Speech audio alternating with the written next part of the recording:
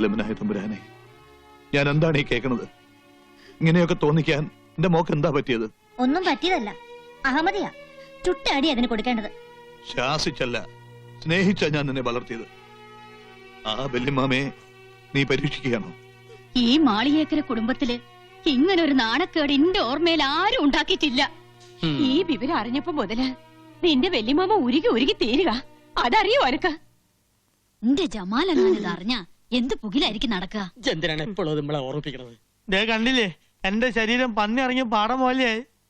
ഇവന് കിട്ടിയ തല്ല് ഒന്നൊരു താക്കീതാണ്. അല്ല, ഓൻ നിരപരാധിയാ. സത്യം പറഞ്ഞ ഓൻ ഉള്ളതുകൊണ്ടാ ഞാൻ ഇങ്ങനെയല്ലേ രക്ഷപ്പെട്ടത്. പന്നി ഓടാൻ അറിയാവുന്നോണ്ട് ഞാൻ രക്ഷപ്പെട്ടു.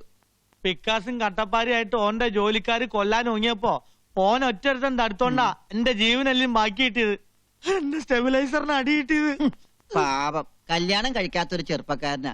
ഇനിയുള്ള ജീവിതം എന്തിനു കൊള്ളും? നിസ്കരിച്ച് തീർക്കല്ലേ. ഇനി വർഗീയത വെച്ച് കളിച്ചാലേ ഓനൊരു പാഠം പഠിക്കും. വാളെടുക്കാൻ വരട്ടെ. രണ്ട് കൈ മുട്ടിയാലല്ലേ ഒച്ച ഉണ്ടാവുള്ളൂ. ഇവള് ഒരു കാരണക്കാരിയല്ലേ? എന്താ മോളെ നിന്റെ ഉദ്ദേശം? നീ ആഗ്രഹിച്ചതൊക്കെ ഈ വല്യമ്മാമ നടത്തി തന്നിട്ടില്ലേ? പക്ഷെ ഇപ്പോ ഈ അരുതാത്തതൊക്കെ ആഗ്രഹിച്ച വാങ്ക് വിളി കേൾക്കണ ഈ തറവാട്ടില് ഇനി എല്ലാരും ശങ്കൂതേണ്ടി വരും. അതിന് യോഗം ഉണ്ടാകൂല. ശങ്കൂതന്റെ ചങ്ക് ജമാല് കൊണ്ടുപോകും.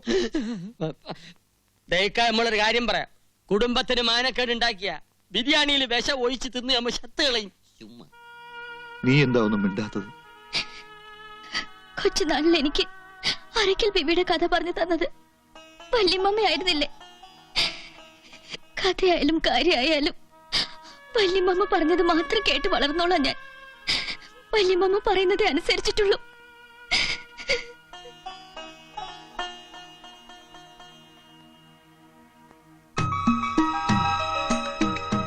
പണ്ട് പണ്ട് അങ്ങ് വടക്ക് ഏഴുമല കോലത്തെ രണ്ട് തമ്പുരാട്ടിമാർ പുഴയിൽ കുളിക്കാൻ പോയി. കുളിച്ചോണ്ടിരുന്നപ്പോ മൂത്ത തമ്പുരാട്ടി ഒഴുക്കിൽപ്പെട്ടു. അപ്പുറത്തെ കടവിൽ കുളിച്ചോണ്ട് നിന്നിരുന്ന ഒരു മുസൽമാൻ നിലവിളി കേട്ട് ഓടി വന്ന് തമ്പുരാട്ടിയെ രക്ഷിച്ചു. ജീവൻ തിരിച്ചു കിട്ടിയെങ്കിലും ഒഴുക്കിൽ ഉടുതുണി നഷ്ടപ്പെട്ട ആ തമ്പുരാട്ടി കരയിൽ കയറാനാവാതെ കഴുത്തോളം വെള്ളത്തിൽ ആ പുഴയിൽ തന്നെ അങ്ങനെ നിന്നു. എന്നിട്ടോ ആ തമ്പുരാട്ടിക്ക് നാണം മറയ്ക്കാൻ തന്റെ രണ്ടാം മുണ്ട് ആ മുഹമ്മദിയൻ ദാനമായി നൽകി. പക്ഷേ കരക്കാരും കുടുംബക്കാരും ആ വാർത്ത കേട്ട് ഞെട്ടി. ഒപ്പം നാട് ഭരിക്കുന്ന കോലോത്തിരി രാജാവും. ആ മുസൽമാനെ രാജാവ് കൊന്നു വല്യമ്മ. അതാണ് രാജാവിന്റെ വലിയ മനസ്സ്. മാനവും ജീവനും രക്ഷിച്ച മുസൽമാനെ ഭർത്താവായി വേണമെന്ന് തമ്പുരാട്ടി പറഞ്ഞപ്പോ രാജാവ് തന്നെ നിക്കാഹം നടത്തി കൊടുത്തു. അരക്കൽ കൊട്ടാരവും പണിതു കൊടുത്തു. ലക്ഷ്യമോക്ക് കഥ ഇഷ്ടമായോ?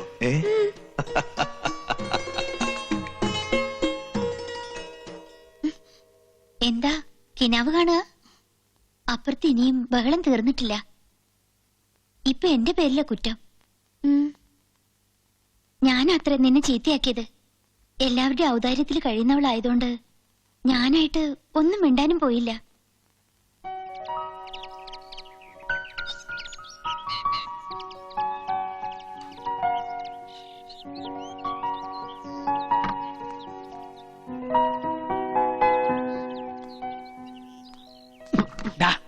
ഗീതയും ഖുറാനും കൂടെ ഒരു തുണി തുന്നിച്ചേർക്കാൻ പറ്റുമോ? ചന്ദ്രനിന്ന് മനുഷ്യൻ ചൊവ്വയിലെത്തി. അവിടെ ലക്ഷറി ഫ്ലാറ്റിനുള്ള ഫൗണ്ടേഷൻ ഇട്ട് തിരിച്ചു വന്നിരിക്കുക. അപ്പോഴച്ഛന്റെ ജാതി മതവും.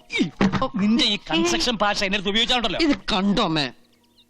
അച്ഛൻ ഇപ്പോഴാ പഴയ സ്കൂൾ വാദിയര് തന്നെയാ. അച്ഛാ, ഇതൊരു ഹൈടെക് യുഗമാണ് അല്ലേ അമ്മേ? അച്ഛൻ പറയുന്നത് ശരിയാ. എനിക്കെന്തോ പേടി തോന്നുന്നു. നമുക്കിതൊന്നും വേണ്ട മോനെ. എടാ, ഇപ്പോഴാണേ നിങ്ങൾ രണ്ടുപേര് കരഞ്ഞാ മതി. ഇങ്ങനെ വാശി പിടിച്ചാ പിന്നെ വേറെ പലരും കരേണ്ടി വരും.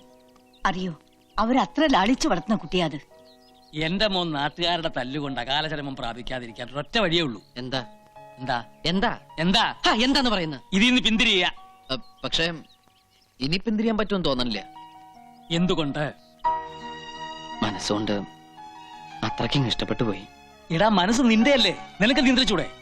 മനസ്സ് എന്റേതാണെങ്കിലും ഞാൻ പറയുന്നത് അതേപടി അനുസരിക്കാൻ അതെന്റെ ശമ്പളക്കാരനൊന്നല്ലോ. ശമ്പളക്കാരനൊന്നല്ലോ എന്ന് ആണോ? അത് അല്ല പിന്നെ. ഇവൻ എന്തായി പറഞ്ഞേ? ഇങ്ങനെ മൂഡ് ഔട്ട് ആയിട്ടൊന്നും കാര്യമില്ല. ഇനിയിപ്പോ തന്റെ അടുത്തോടുകൂടി നിക്ക, അത്ര തന്നെ. മറ്റാരും എനിക്ക് പ്രശ്നമല്ല. വല്യമ്മയുടെ മനസ്സ് വേദനിച്ച് കാണുമ്പോ സഹിക്കാൻ പറ്റണില്ല. വല്യമ്മയെ വേദനിപ്പിക്കാനും പറ്റില്ല, സ്നേഹിച്ച ചെറുക്കനെ മറക്കാനും കഴിയില്ല എന്ന് പറഞ്ഞാ പറ്റുവോ? പറഞ്ഞു നാവെടുത്തില്ല. ദേ പ്രതി പ്രത്യക്ഷപ്പെട്ടിട്ടുണ്ട്. തട്ടം തലയിലിട്ടപ്പോഴാ മാളിയേക്കിലെ നച്ചിത്താത്തയായത്. എന്തേ മൂത്തൊരു വല്ലായ്മ? എനിക്കെന്തോ പേടി തോന്നുന്നു. എന്റെ നബീസു, ബിൽഡിംഗ് റൂൾ എല്ലാം നോക്കിയിട്ട് കെട്ടിടം പണിയാന്ന് വിചാരിച്ചു നടക്കോ? ആദ്യം കിട്ടിയ സ്ഥലത്ത് നമ്മൾ ഈ കെട്ടിടം പണിയുന്നു. ഞാൻ പോട്ടെ നബീസു, നിങ്ങൾ സംസാരിക്കേ. അതെ, അതാ എന്റെ ശരി. പേടിക്കണ്ടെന്നേ, അപ്രൂവൽ നമുക്ക് പിന്നെ വാങ്ങിച്ചെടുക്കാം. ബിൽഡിംഗ് റൂൾ എക്സംഷൻ സർക്കാർ പോലും അനുവദിച്ചിട്ടുള്ളതാ. നിങ്ങൾ പറയണതൊന്നും നമുക്ക് മനസ്സിലാവണില്ല. ഈ കോളേജ് കുമാരിയുടെ ഗ്രൂപ്പ് ഏതാ? സെക്കൻഡ്. അപ്പൊ സസ്യോളജി അല്ലെങ്കിൽ ജന്തുവോളജി. ഗാന്ധിജി അറിയോ? എന്തിനാ? അല്ല, പരിചയപ്പെടാൻ സാധ്യതയില്ല. അങ്ങനെ ഒരു മഹാത്മാവ് ജീവിച്ചിരിപ്പുണ്ടായിരുന്നു. വീരശൂര പരാക്രമികളായ ബ്രിട്ടീഷുകാരുടെ കയ്യിൽ നിന്നും ആ മഹാൻ നമുക്ക് സ്വാതന്ത്ര്യം വാങ്ങിച്ചത് എങ്ങനെയാണെന്ന് അറിയാമോ? തോക്ക് ചൂണ്ടിയിട്ടല്ല, പട്ടിണി കിടന്ന്. അതുപോലെ നമുക്കും ഒരു തോക്കില യുദ്ധം ആരംഭിക്കാം. എന്നുവെച്ചാ നമുക്ക് ആത്മഹത്യ ചെയ്യാം. ആത്മഹത്യയോ? അതെ, ഒരാത്മഹത്യാ ഭീഷണി. ജാതിയും മതമൊക്കെ പറയുമെങ്കിലും അടിസ്ഥാനപരമായി നമ്മുടെ രക്ഷിതാക്കളൊക്കെ പാവങ്ങളാ. അവരെ വരട്ടാൻ വേണ്ടി ഒരു തന്ത്രം. വിദ്യകളൊക്കെ ഞാൻ പറഞ്ഞുതരാം.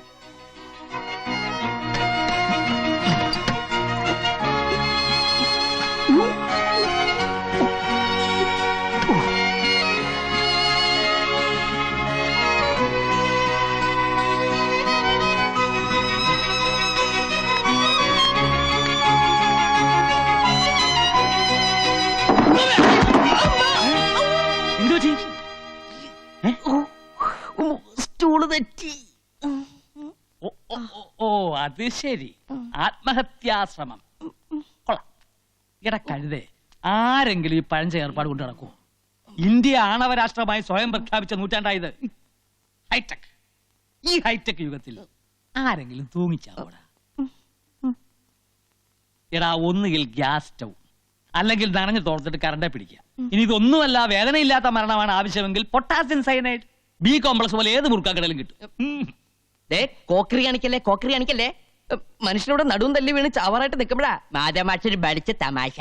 അല്ല, നീ എന്തിനാ ഇത് ഇവിടെ തൂക്കിയത്? നിന്റെ മുറിയിലാവായിരുന്നില്ലേ? അവിടെ ആവുമ്പോ ആരും അറിയയില്ല.